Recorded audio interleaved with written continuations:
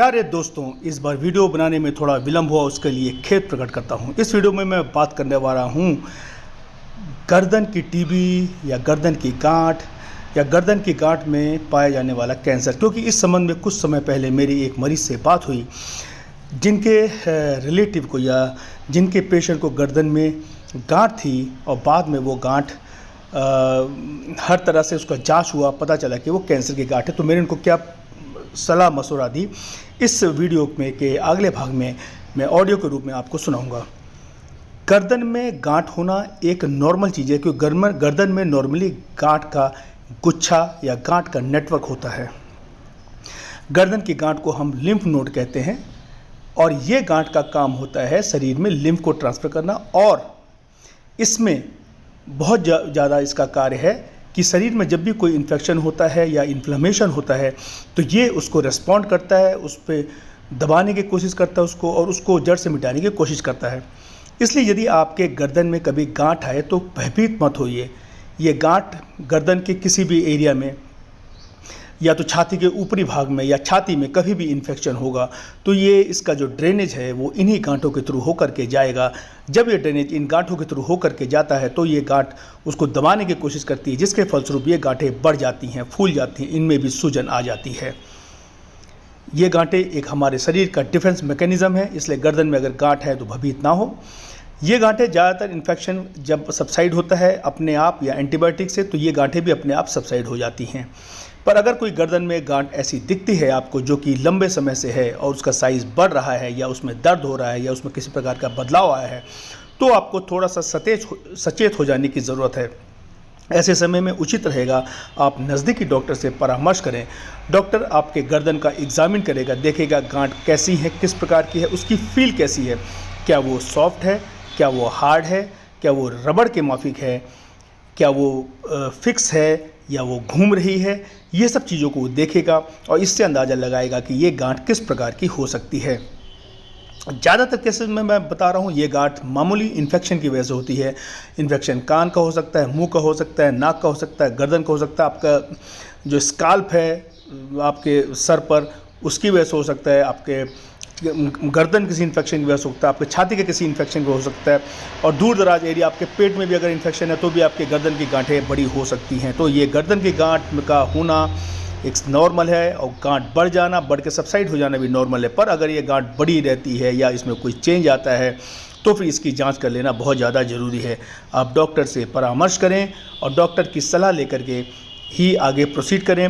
अपने से आप इसका इलाज करने की कोशिश ना करें, ना तो किसी नीम हकीम के पास जाकर इसका इलाज करें, क्योंकि ये गर्दन की गांठ कभी कभी बहुत ही भयावह रूप ले लेती है, और उस समय जब आपको पता चलता है इसकी एक्चुअल बीमारी के बारे में तब तक बहुत विलम्ब हो चुका होता है। तो अगर यदि गर्दन में कोई गांठ है जो कि इन्फेक्शन सबसाइड होने के बाद भी है, या तो फिर ये गांठ बड़ी है और हार्ड है और मूव नहीं कर रही है, तो फिर ऐसी गांठों को ज़रूर आपको दिखाना चाहिए। दिखाने के लिए आप जनरल फिजिशियन को या तो फिर ईएनटी स्पेशलिस्ट को आप शुरुआती तौर पर दिखा सकते हैं। वो जांच करके और किस विशेषज्ञ को दिखाना आगे बता सकते हैं, या स्वयं के माध्यम से इसको ट्रीट कर सकते हैं। तो आइए अब वीडियो के अगले भाग में सुनते हैं मेरी एक मरीज के परिजन से क्या बात हुई, गर्दन में गांठ को लेकर के उनकी गांठ क्या निकली और मैंने उनको क्या सलाह दी। आइए सुनते हैं वीडियो के अगले भाग में। हेलो सर, नमस्ते। हाँ नमस्ते। सर राजीव सर आप बोल रहे हैं? हाँ बोल रहा हूँ। सर अभी हम यूट्यूब देख रहे थे, उसको उससे नंबर निकाले हैं सर। बताइए। तो सर हाँ, ये सर कह रहे हैं मेरे हस्बैंड को सर गले की दिक्कत है। क्या दिक्कत है? गले में सर अभी 2 महीना पहले ज़्यादा दिक्कत थी, तो वो कुछ खा पी नहीं पा रहे हैं, बार बार गांठें जैसे निकल रही हैं गले में। तो वो फोड़ा जैसा निकल रहा है गले में, बार बार बहुत सूजन भी है गले में। तो टीबी हो सकती है क्या सर गले तो की? जांच तो कराएंगे तो पता चलेगा ना, हो सकती है कि नहीं। आपने जांच कराई है? नहीं सर, सीटी स्कैन कराए थे हमने। सीटी स्कैन से नहीं पता चलेगा, सीटी स्कैन से एक अंदाजा लग जाएगा। बाकी आप एफएनएससी कराइए, सुई की जांच होती है। अगर गांठ हाथ में आ जाती है पकड़ में तो फिर एक सुई की जांच करा लीजिए आप। तो सर उसमें क्या होता है, वो जब फिर वो जब पच निकल रहा है उसकी भी जांच हाँ, करवाई। पस की भी करा सकते हैं, लेकिन वो ज्यादा अच्छा रहता है कि अगर कोई गांठ जिसमें पस ना हो तो उस गांठ से टुकड़ा लेकर के और फिर उसको एफएनएसी की जांच है, 48 घंटे से 72 घंटे में रिपोर्ट आ जाती है उसकी, तो उससे जी सर वो सब, हाँ जी, उससे कंफर्म हो जाता है। जी सर, तो सर ऐसा तो वो सीटी स्कैन कर उसमें गांठें जैसे बहुत सारी निकली, तो डॉक्टर ने कहा कि वो दिखा लो, कैंसर तो नहीं है। तो वो बायोप्सी की जांच हुई थी, बायोप्सी हुई ना, तो तो बायोप्सी की रिपोर्ट बताइए। उसमें सर कार्सिनोमा निकला था। हाँ, तो कार्सिनोमा है, तब तो जब बायोप्सी करा ही लिया है आपने, कार्सिनोमा निकला है तो कार्सिनोमा के तर्ज पे फिर इलाज होगा। ये जी, स्क्वामस सेल कार्सिनोमा क्या है? कौन सा कार्सिनोमा? अब ये सर तो हम नहीं बता सकते, कब लेकिन नहीं, तो आपने उसके बाद कहाँ दिखाया है? वो सर फिर मेडिकल में दिखाए थे, हम्म तो उसके बाद में वो रेडियो हो रही थी, 5 हम्म रेडियो हुई थी। ठीक ठीक। उसके बाद में वो फोड़ा बन के बाहर को फूट गया, हाँ और सांस ले नहीं पा रहे थे, तो हाँ गले में वो टीप पड़ा हुआ है सांस लेने के लिए। हाँ। बाकी और पूरे बॉडी का जांच हो गया कि कहीं और फैला वाला तो नहीं है? तो फिर से तो जांच हुई नहीं है सर, गले का अल्ट्रासाउंड भी हुआ था। नहीं, अल्ट्रासाउंड तो देखिए ना, अब अभी कितना टाइम हुआ है इस जांच को आए हुए? लगभग सर वही करवाए थे 22 नवंबर को सीटी स्कैन, उसके बाद में 18 दिसंबर को बायोप्सी की जांच हुई थी। और 18 यही दिसंबर 22 को ना? नहीं सर, 18 दिसंबर, यही मतलब 23। 22 नवंबर, यही 22 नवंबर 2023 इसी में अच्छा। करवाए थे, सीटी स्कैन हुआ था। उसके बाद में 19 दिसंबर उनको को बायोप्सी हुई हुआ। थी बायोप्सी की जांच। जी तो अभी सर। तो रेडियो शुरू हुआ होगा ना, अभी तो रेडियोथेरेपी शुरू किया होगा उन्होंने, अभी तो बहुत टाइम लगेगा उसको सही नहीं होने में। नहीं सर, अब नहीं, वो मैडम ने मना कर दिया, क्योंकि वो बाहर से फूट गया है, वो गांठें जैसे निकलती उसमें पच बराबर। फिर 18 वही 15 जनवरी से रेडियो शुरू हुई थी सर। हाँ। उसके बाद में क्या हुआ, 15 जनवरी से शुरू हुई, 18 जनवरी को ये फूट गया बाहर को। हम्म। अब वो मैम ने मना कर दिया कि अब नहीं रेडियो होगा, तो तो क्या? गले वाले को दिखाओ। हाँ। तो नहीं, गले वाले आपने किसी कैंसर हॉस्पिटल में दिखाया है कि कहाँ दिखाया? मेडिकल कॉलेज किसी कैंसर यूनिट में दिखाया है? कैंसर वार्ड में दिखाए थे सर। हाँ क्योंकि जब उसके बाद में फिर वो जब सेकाई हो रही थी, बाहर को फोड़ा बन के फूट गया। हाँ, वो हो उसके जाता है बाद कोई में नहीं, हाँ। मैडम ने फिर कहीं जिससे कहने लगी सेकाई नहीं हो सकती है, हम्म गले वाले को दिखाओ, एंटी वाले को। फिर गले हम्म वाले को हमने दिखाया, वहाँ फिर ये जांच अल्ट्रासाउंड और ये जो उसमें पच निकल रहा है। हम्म। और उसके बाद में ये क्या हुआ है, वो जो ये टीप पड़ा हुआ है गले में सांस लेने के लिए, ये निकाल के दूसरा लगा दिया जाता था। वो अचानक निकाल के और दूसरा लगाने लगे, वो लग भी नहीं रहा। उसके बाद में फिर परेशान होने लगे, सांस नहीं ले पा रहे। उसके बाद में फिर से ये सांस नली का ऑपरेशन हुआ। अब गांठें और बढ़ बढ़ के निकल रही हैं। तो अच्छा, वो तो ट्रैकेस्टमी कर दिया है, गले के में सांस का रास्ता बनाया है, उसी से सांस ले पा रहे हैं। हाँ जी सर। अच्छा अच्छा अच्छा। आपने किस कैंसर हॉस्पिटल में दिखाया है? यही सर, यही दिखाए थे लखनऊ में मेडिकल में, KGMU में। केजीएमयू में दिखाया है? जी। केजीएमयू तो अच्छी यूनिट है, खैर केजीएमयू में तो बढ़िया है। अच्छा अच्छा अच्छा, तो अभी क्या बोल रहे हैं डॉक्टर? और उसके बाद में फिर गए कई बार, लेकिन वो मैडम मिल नहीं पाई, हाँ हाँ हाँ हाँ हाँ। क्योंकि मना कर दिए थे ना। एक कीमो भी चढ़ा था।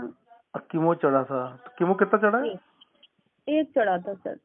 फिर उसके बाद क्या बोल रहे? तो कीमो तो चढ़ा सकते होंगे? बता ही नहीं ना, 1-2 बार गए हम यहाँ, इधर मतलब यहाँ से कम 100-150 किलोमीटर है लखनऊ यहाँ से। अच्छा अच्छा अच्छा अच्छा। जाने में दिक्कत हो रही थी, तो फिर अब 1-2 बार गए, नहीं मिल पाई। फिर कुछ आयुर्वेदिक दवाइयाँ हैं, वही चला रहे नहीं, हैं। आयुर्वेदिक से तो नहीं फायदा होगा। आप देखिए एक बारगी के लिए तो एक बड़े सेंटर में आपका जांच, ये एम्स दिल्ली वगैरह में नहीं जा सकते हैं आप? फिर थोड़ा सा कहाँ पहुँच देखिए, कैसे पहुँच। दिल्ली देखिए, थोड़ी मेहनत और थोड़ी तकलीफ तो लगती है, वो मैं समझ सकता हूँ। पर यह है कि वहां पर हो सकता है कि अगर कुछ जैसे ऑपरेट करने वाली स्थिति हो तो उसको ऑपरेट करके हटा करके फिर कीमोथेरेपी वगैरह चला दें, तो क्योंकि केजीएमयू अपने आप में केवल कैंसर का अस्पताल नहीं है, जहाँ कैंसर के अस्पताल होते हैं ना तो वो एक पूरा उसी तर्ज पे ही काम करते हैं।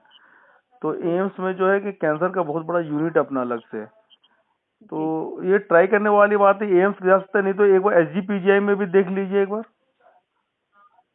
जी एसजीपी सर, जो 18 जनवरी से जो फूट गया था, वो जो पच है वो बराबर ही निकल रहा है। नहीं उसकी तो देखो ऐसा है कि उसकी तो सुबह शाम ड्रेसिंग कराते रहिए आप।